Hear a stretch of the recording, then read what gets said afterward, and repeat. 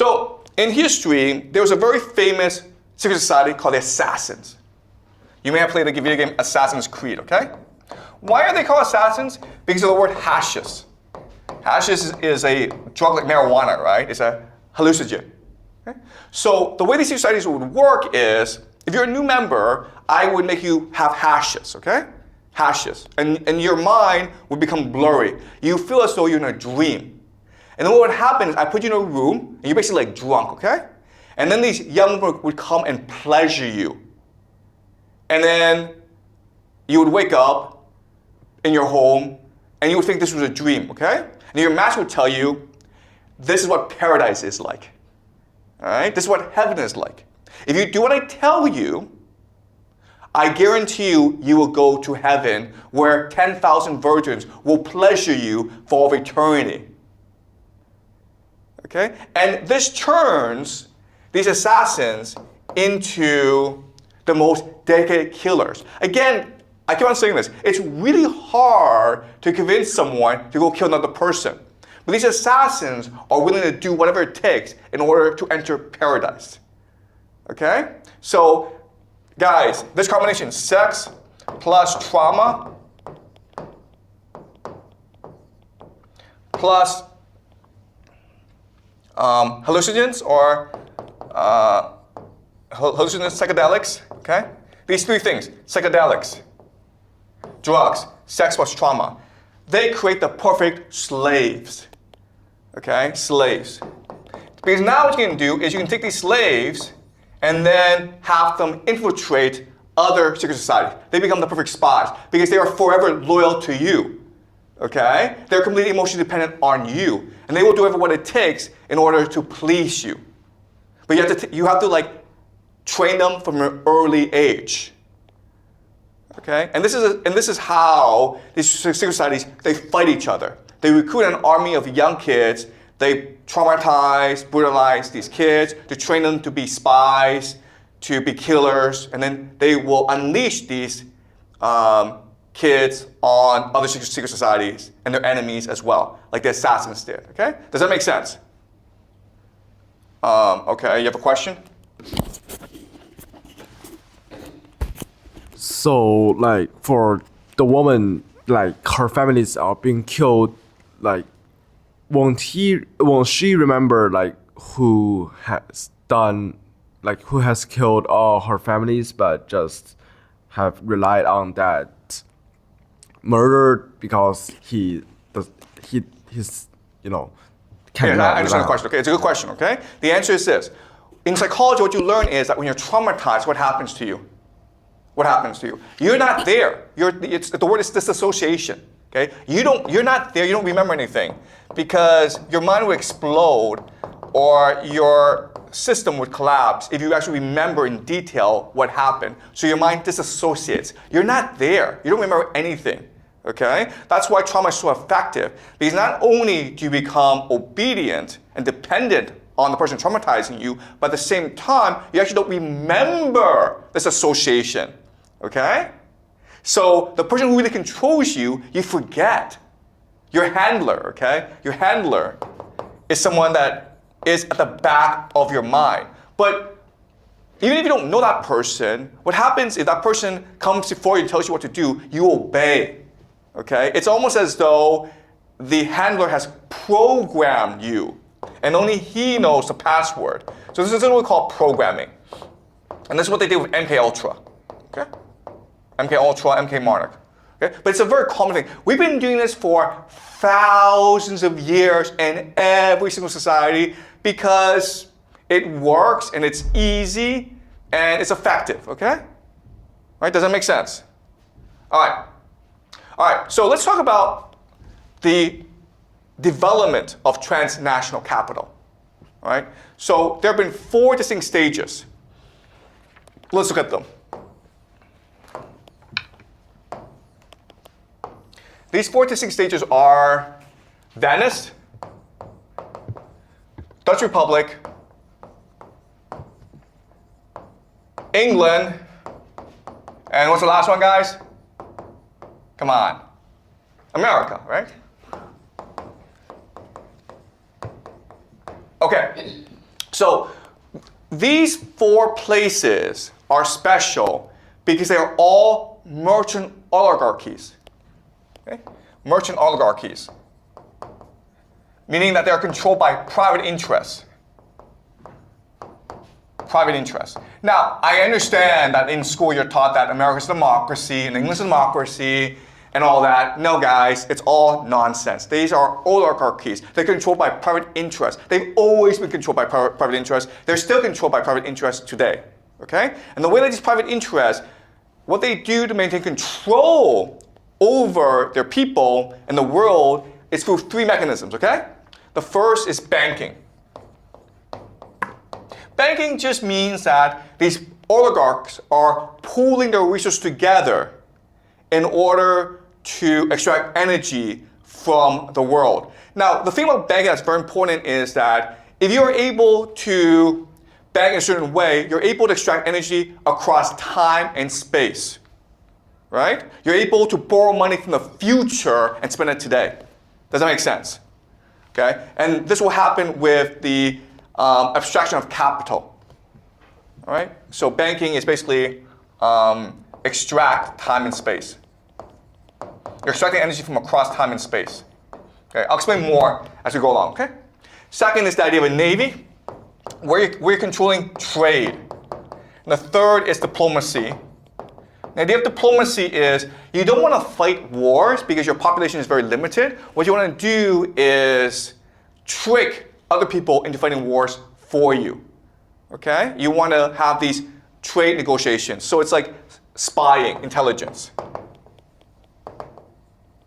All right? And then all 4, what's really important is that if you're a merchant oligarchy, you're actually controlled by a secret society.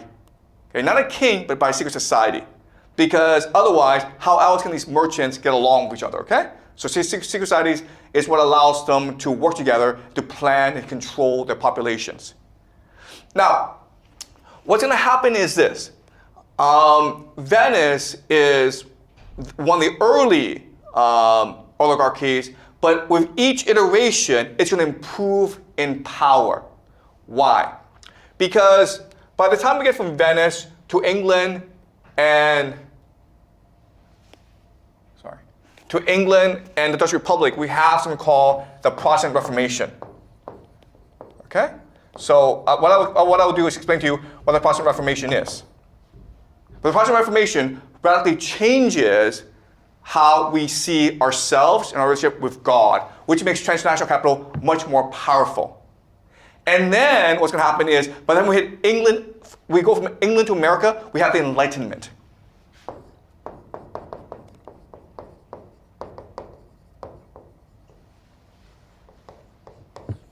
Okay? And when we hit the Enlightenment, what's going to happen is, by getting rid of God, we turn money into God. And when this happens, transnational capital becomes all-powerful. All right? So, remember what's happening is we have Venice, then the Dutch Republic becomes more powerful than Venice because it adopts the ideas of Protestant Reformation. And then America becomes more powerful than England because it adopts the ideas of the Enlightenment. What's happening throughout this process is transnational capital is becoming much more abstract and therefore much more powerful. Okay, and therefore much more capable of extracting energy from the population. All right, so let's go over the Protestant Reformation. All right. The Catholics and the Protestants. So there are 3 major differences between the Catholics and the Protestants. Okay. So the Catholics have 3 basic ideas, right? There's orthodoxy,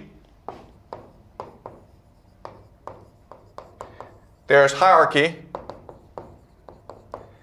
and there's justification by works.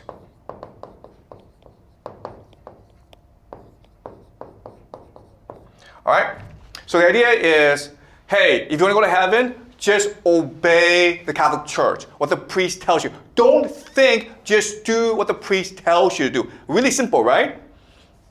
Okay, but there are 3 problems with all this, okay? The first problem is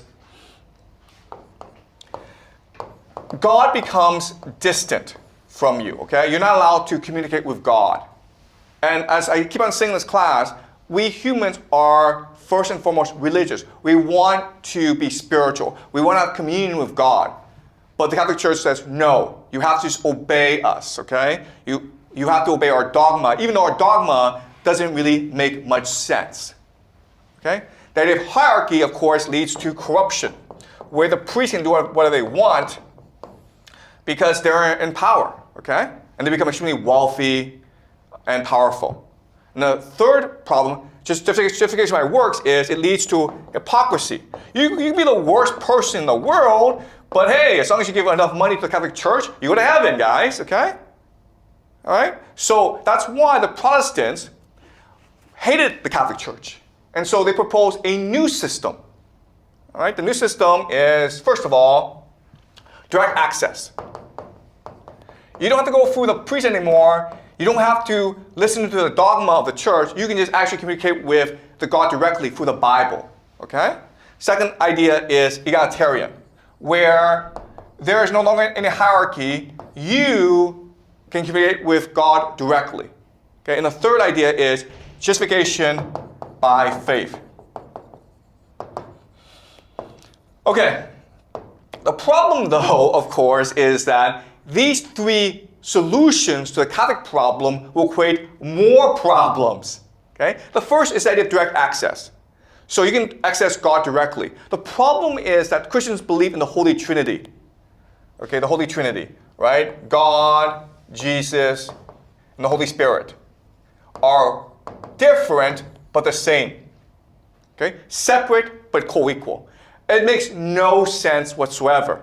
And as such, if you're trying to access yourself, you can't do it because this precludes you, okay? It is impossible for you to insert yourself into the story of the Holy Trinity. If it was just Jesus, you could talk to Jesus, but how do you talk to Jesus, God, and the Holy Spirit at the same time? You can't do it, okay? So this causes confusion, okay?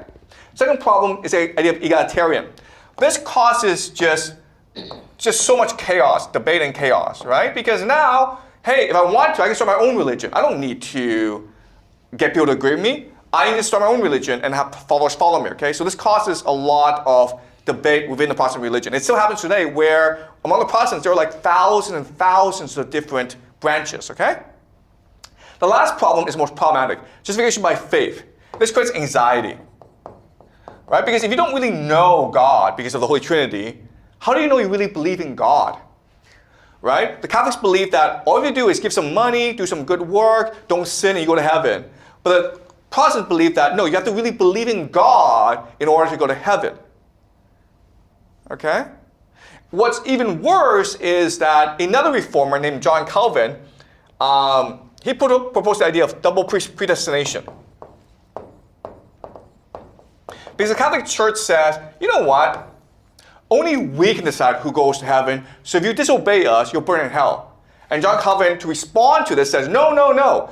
The Catholic Church has no power over anyone because God, at the beginning of time, has already decided who will go to heaven and who will go to hell, okay? Double predestination. It's already been decided, guys. And how do you know? Well, the solution is through energy, right? If you work hard, and you make a lot of money, you become very wealthy, then you know that God favors you. But after you become very wealthy, what's really important is for you to understand you can't spend any of this money because you can't sin. Okay? So you can only invest the money. All right, as you can understand, the merchant oligarchies love this because now they're taking people's money and they're able to invest it in any way they want. It's all going to the bank. Okay? And this is the Dutch Republic. This creates the Dutch Republic, which becomes the wealthy society in Europe at this time, in the 17th century.